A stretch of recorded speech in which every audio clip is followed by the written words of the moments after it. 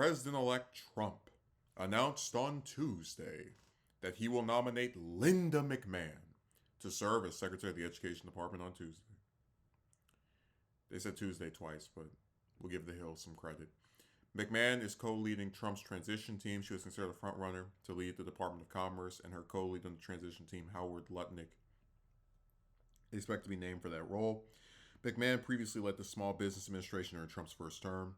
As Secretary of Education, Linda will fight tirelessly to expand choice to every state in America and empower parents to make the best education decisions for their families, Trump said in the statement. The nominee will have big shoes to fill as Trump has laid out multiple plans for the agency, including abolishing it.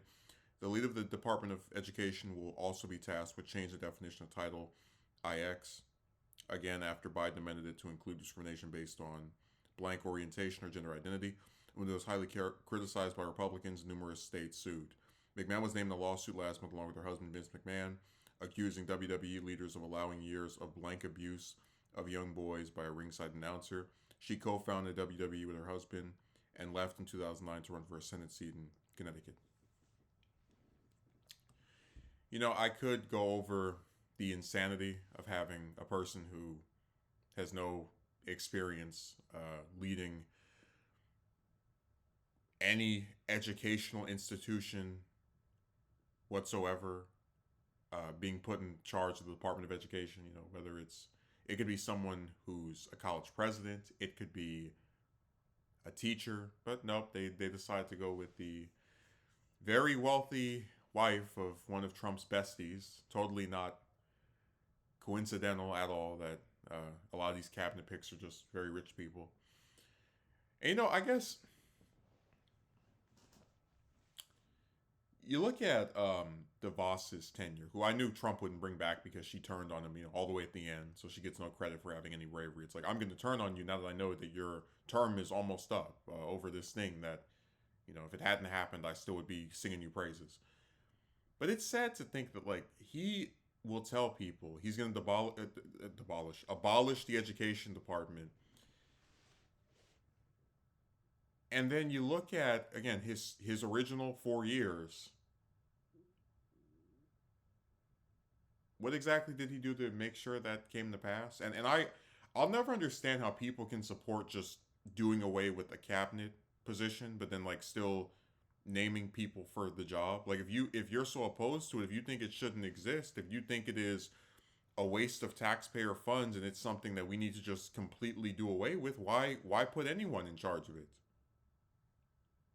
But we know what this is about. It's another one of those things where you'll probably see him talk a little bit about it, but in terms of formally introducing, because remember, Republicans in 2017, just like they're going to have in 2025, controlled the House, the Senate, and the White House, and they never came close to getting rid of the education department.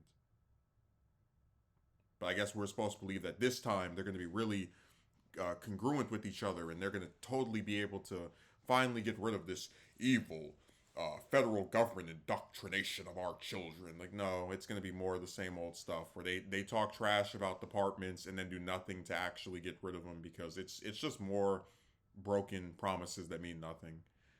And McMahon is probably not going to be any worse than DeVos, you know, in this position. But that's what makes it sad that, like, you know, you look at a lot of these schools and how underfunded they are and how they have curriculum that just makes you want to roll your eyes in terms of, you know, not teaching people about like very basic parts of American history. And of course, like the, you know, various standards relating to other subjects as well. And it's like there, you know, this is a time where education is something that really should be a core focus of any political leader, whether they're, you know, the president, the governor, a senator. But they don't give a damn because they don't see it as a priority. So for every one time Trump will talk about education and reforming it and doing anything having to do with the actual curriculum of schools, which is mostly just going to be them complaining about, you know, gender identity stuff and SJWs and all the rest of the other mindless crap. For every one time he talks about education, you're going to see 100 or even 100,000 speeches about immigration, because it's not education, healthcare. these are not priorities of either national party. And that's why, as I've said before, they are assisted by these issues existing in perpetuity.